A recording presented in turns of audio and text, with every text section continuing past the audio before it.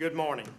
I'm Jim Darsey, Executive Vice President of Nucor Corporation, the largest steel producer and the largest recycler in North America. Thank you for the opportunity to talk about overcapacity in the global steel industry and how it is affecting Nucor and our nearly 24,000 teammates. At Nucor, we recycle millions of tons of scrap metal each year in our electric arc furnaces to produce new steel and steel products. To my knowledge, Nucor is the most efficient and least energy-intensive steel producer in the world. We are 7 times more efficient than the average steel producer in China. And because we are so energy efficient, we produce steel with fewer emissions. As the largest, most efficient steel producer in what is the healthiest major economy in the world, we should be enjoying better times. Instead, we have seen our profits fall by more than 70% in the past 10 years. Last year, we operated at only about 65% of our capacity, well below the 85% the industry considers normal for healthy operations. Most other producers in the United States have fared far worse. The American steel industry has closed over 10 million tons of capacity over the past couple of years. And in 2015, 12,000 steel workers lost their jobs. Although Nucor was able to avoid layoffs, everyone in the company, including me, is paid on the basis of performance. So when production and profits fall, we all take home less money for our families. Our industry is in crisis, and the cause is simple: imports.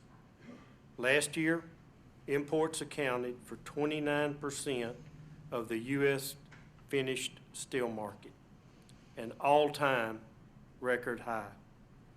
These imports aren't coming here because the United States is an uncompetitive place to make steel. The opposite is true.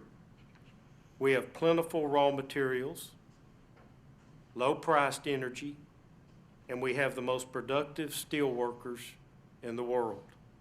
And yet, imported steel continues to flood into the U.S. market at record levels.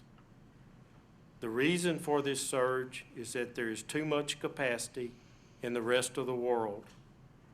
Right now, the world has about 700 million more steelmaking capacity than it needs. To put that number into perspective, the entire U.S. steel industry produced 87 million tons of steel in 2015. Over half of this overcapacity is in China, most of which exists because the Chinese Communist Party made a deliberate decision in the late 1990s to build the biggest steel industry in the world, even though China lacks most of the things you need to make steel, namely raw materials and affordable energy.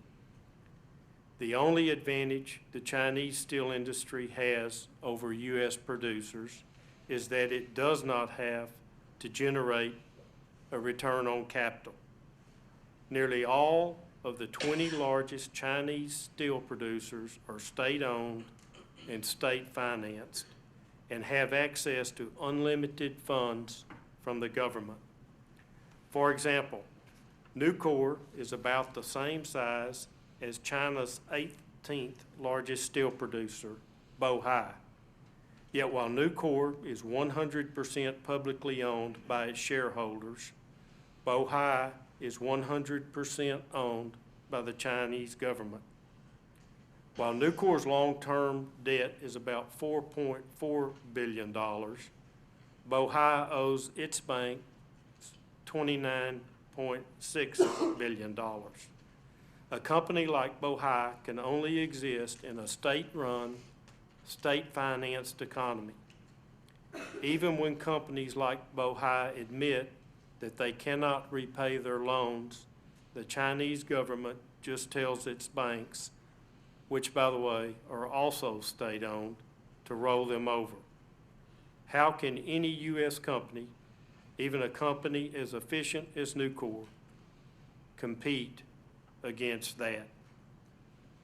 The Chinese government openly admits that it has far too much steelmaking capacity and has repeatedly promised to cut capacity.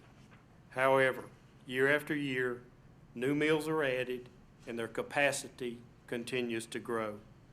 Unless China shuts down at least 300 to 400 million tons of its capacity in the next 3 to 5 years, more American steel mills will close and more American workers will lose their jobs. As we discussed in more detail in our written comments, drastic actions must be taken to address this crisis, including a prohibition on multilateral and export bank lending for steel projects, strict enforcement of our trade laws, and binding, verifiable international commitments to reduce capacity and limit government involvement in the steel business. Nucor believes the United States is the best place in the world to make steel. We have bet our future on it, investing $6.3 billion in our U.S. facilities since 2009. But we cannot compete with foreign governments who are willing to pour unlimited resources into a growing industry that does not have to yield any rate of return. The United States must act swiftly and decisively to enforce our trade laws and attack the underlying causes of overcapacity in order to prevent further harm to our industry and its workers. Thank you.